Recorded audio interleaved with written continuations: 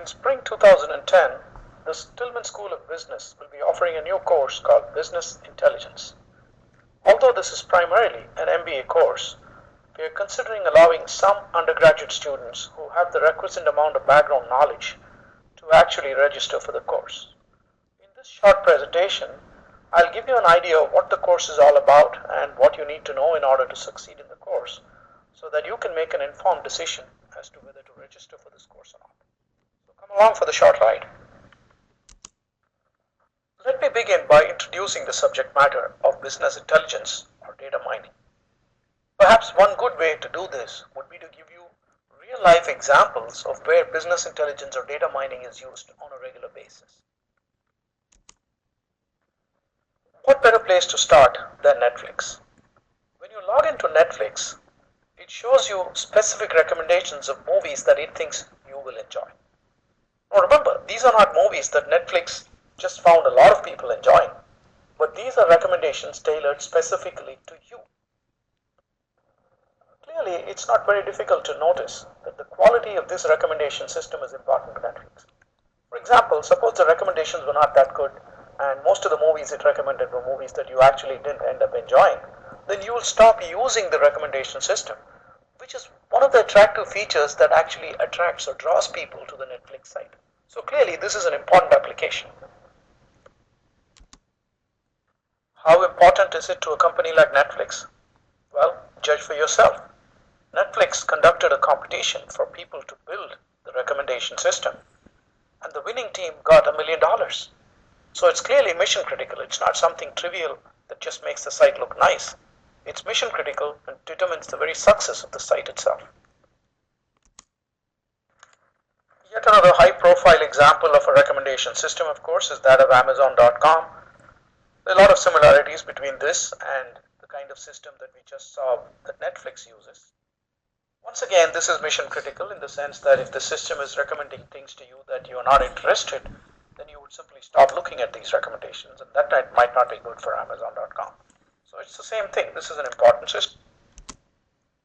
Now, Netflix and Amazon.com, of course, represent the poster children of data mining or business intelligence, but they are by no means the only applications around. There are several applications, including, for example, financial fraud detection, wherein credit card companies constantly look at credit card transactions and they need to determine very quickly if a particular transaction is likely to be a fraudulent transaction or not. If they're able to determine that, then of course they can go ahead and notify the patron and so on and so forth. So this is again another very important application, and it's used quite routinely by financial companies. There are of course many applications in the field of marketing.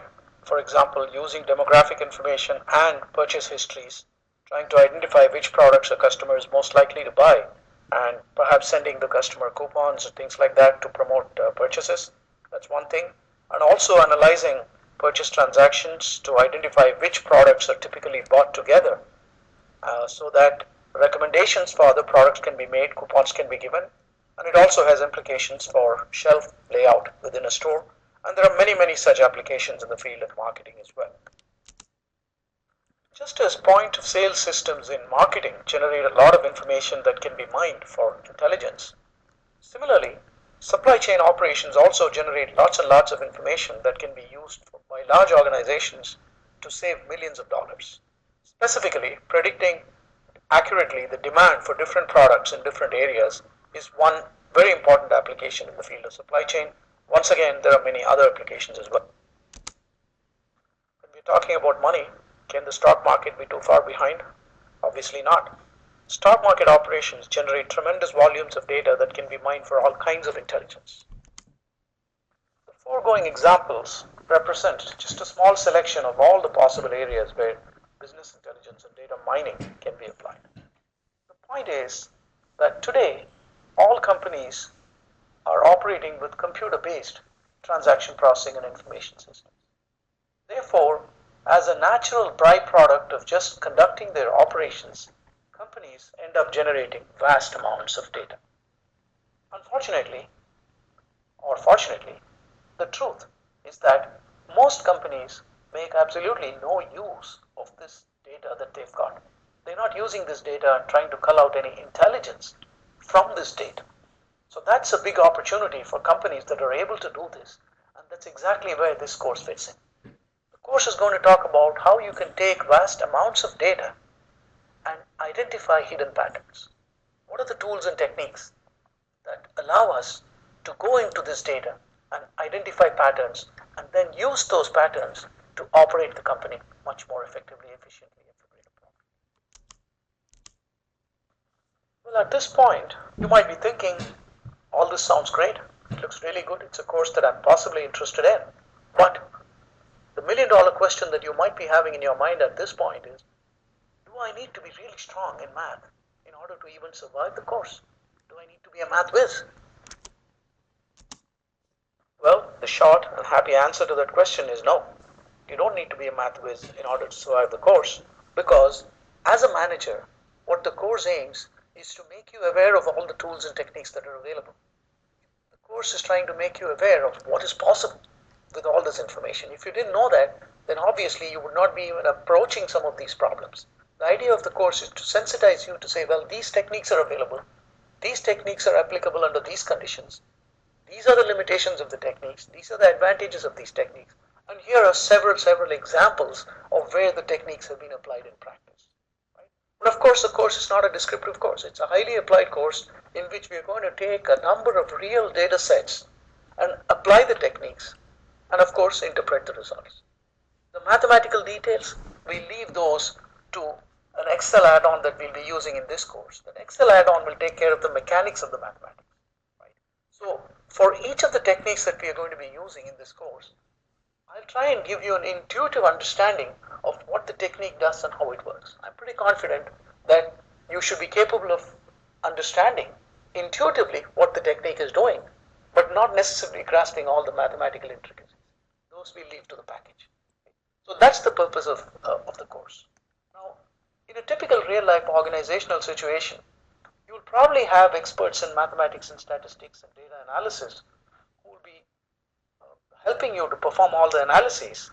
But as a manager, what you need is to be aware of what is possible, formulate your problems, and go with formulated problems to the statisticians. They can then take your formulation, refine the ideas, improve your formulation, and then they can perform the analysis. Maybe even fix a few mathematical or statistical issues that you have in your formulation, but you've met them halfway. That is usually the best way in which you can take advantage of these kinds of experts. Quite often those experts are really good at their fields, but they don't understand business all that well, right? So you have to meet them halfway in order to get the best out of them. Take a look at these two equations.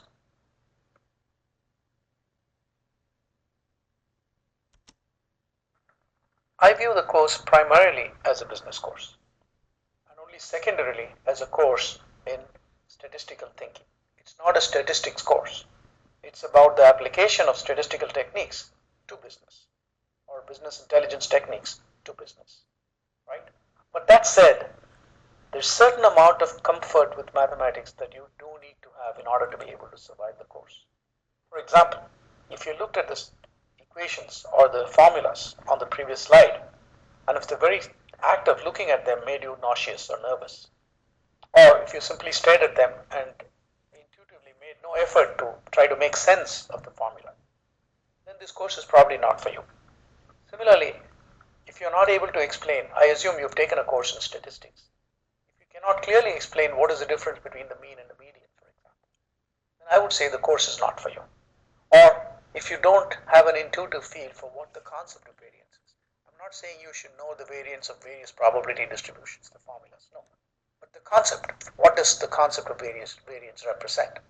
If your answer to all of these is negative in the sense of not being favorable, then I would say you should stay away from the course. By the way, have you heard about the 6-foot-tall statistician who encountered a lake whose average depth he had heard was 3 feet? He jumped into the lake and drowned. Now, if you don't see the point of that and the connection of that to this course, perhaps the course is not for you. Thanks a lot for listening to this small presentation about the course. I really hope it helps you make up your mind. Have a nice day.